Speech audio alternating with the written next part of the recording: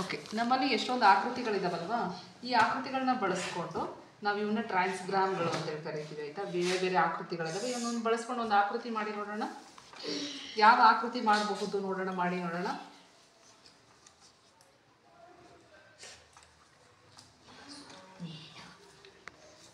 ನಿಧಾನಕ್ಕೆ ಮಾಡಿ.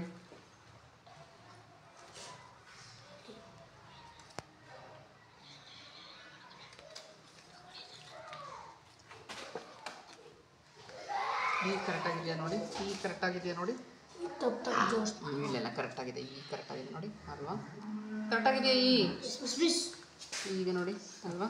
ಸಿ ಸ್ವಲ್ಪ ಮಧ್ಯ ಸಿಗಾಕೊಂಡು ನೆರಳುತ್ತಾ ಇದೆ, ಸ್ವಲ್ಪ ಅದನ್ನು ಫ್ರೀ ಮಾಡಿ.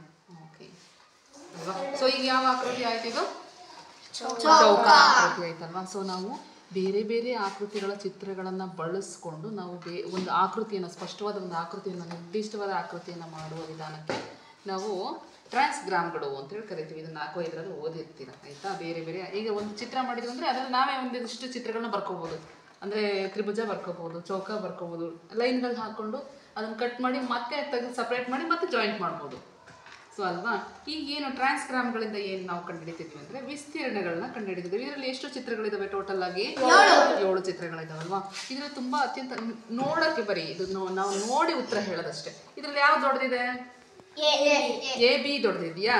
ಸರಿ ಆಯಿತು. ಈಗ ವಿಸ್ತೀರ್ಣ ಇದರಲ್ಲಿ ಯಾವ್ದು ದೊಡ್ಡದು ಅಂತ ಕಂಡುಹಿಡಿದ್ರೆ ಒಂದು ಕೆಲಸ ಮಾಡೋಣ. ನಾವು ಇವುಗಳ ಹಿಂದೆ ಒಂದಿಷ್ಟು ಗ್ರಿಡ್ಸ್ಗಳಿದಾವೆ. ಅಂದರೆ ನೋಡಿ ಈ ರೀತಿ ಒಂದೊಂದು ಬಾಕ್ಸ್ಗಳಿದಾವೆ. ಒಂದೊಂದು ಬಾಕ್ಸ್ಗಳು ಒಂದೊಂದು ಚದರಮಾನ ಅಂತೇಳಿ ನಂಬರ್ ತಗೊಳ್ಳೋಣ. ಆಲ್ರೆಡಿ ಬರ್ಕೊಂಡಿದ್ದೀವಲ್ವ ನಾವು. ಈಗ ನೋಡಪ್ಪ, ಈ ತ್ರಿಭುಜ ಯಾವುದು? ಬಿ ಅಲ್ವಾ. ಈ ಬಿ ತ್ರಿಭುಜಕ್ಕೆ ಎಷ್ಟು ಚದರಮಾನಗಳಿದಾವೆ ಕುಶಾಲ್? ಎಷ್ಟಿದೆ ನೋಡು? 62 ಇದೆ ಅಲ್ವಾ. ಈ ತ್ರಿಭುಜ ಹಾಗಾದ್ರೆ ನಾನು ಇದನ್ನು ಕಂಪೇರ್ ಮಾಡಿದ್ರೆ ನೋಡಕ್ಕೆ ಹೆಂಗೆ ಕಾಣಿಸ್ತಾ ಇದೆ? 2 ಸಮ ಇದ್ದಂಗೆ ಕಾಣಿಸ್ತಾವಲ್ವಾ. ಆದರೆ ಇವುಗಳ ಚದರಮಾನಗಳನ್ನ ಒಳಗಡೆ ತೆಗೆದು ನೋಡಿದಾಗ ಯಾವ್ದು ದೊಡ್ಡದಿದೆ? ಎ ದೊಡ್ಡದಿದೆ ಅಲ್ವಾ. ಇದು 72 ಇದೆ, ಇದು 62 ಇದೆ. ಸೊ ಹಂಗಾಗಿ ಇದು ದೊಡ್ಡದಿದೆ. ಮತ್ತೆ ಎಫ್ ಮತ್ತೆ ಜಿ ತಗೋ ನೋಡೋಣ.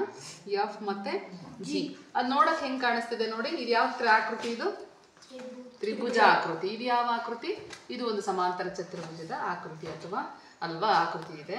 ಯಾವ್ದು ದೊಡ್ಡದು ಕಾಣಿಸುತ್ತೆ ನೋಡೋಣ. ಇದರಲ್ಲಿ ಇದು ಎಷ್ಟು ಚದರಮಾನಗಳು ನೋಡಪ್ಪ? ಎಷ್ಟಿದೆ ಇದರಲ್ಲಿ? 28. ಅದೆಷ್ಟಿದೆ? ಹಾಗಾಗಿ ಯಾವ್ದು ದೊಡ್ಡದು? ತ್ರಿಭುಜ ಇದು ದೊಡ್ಡದಲ್ವಾ. ಸೊ ಇದು 32 ಚದರಮಾನ. ಈ ಜಿ ಇದು 32 ಚದರಮಾನ ವಿಸ್ತೀರ್ಣ ಇದೆ. ಇದು ಎಫ್ ಬಂದ್ಬಿಟ್ಟು 28 ಇದೆ. ಹಾಗಾಗಿ ಇದು ದೊಡ್ಡದು. ನೆಕ್ಸ್ಟ್ ಡಿ ಮತ್ತು ಇ ತಗೊಳ್ಳಿ. ಡಿ ಮತ್ತು ಇ. ಓಕೆ, ಡಿ ಎಲ್ಲ ಎಷ್ಟಿದೆ ಚದರಮಾನ? ಕರೆಕ್ಟ್ ತೋರಿಸ್ಬೇಕು ಈ ಕಡೆಗೆ. ಡಿ ಎಲ್ಲ ಎಷ್ಟಿದೆ ಚದರಮಾನಗಳು? ನೋಡಪ್ಪ ಎಷ್ಟಿದೆ ನೋಡು. 33 ಇದೆಯಾ? ಇದು ಎಷ್ಟಿದೆ ನೋಡಪ್ಪ?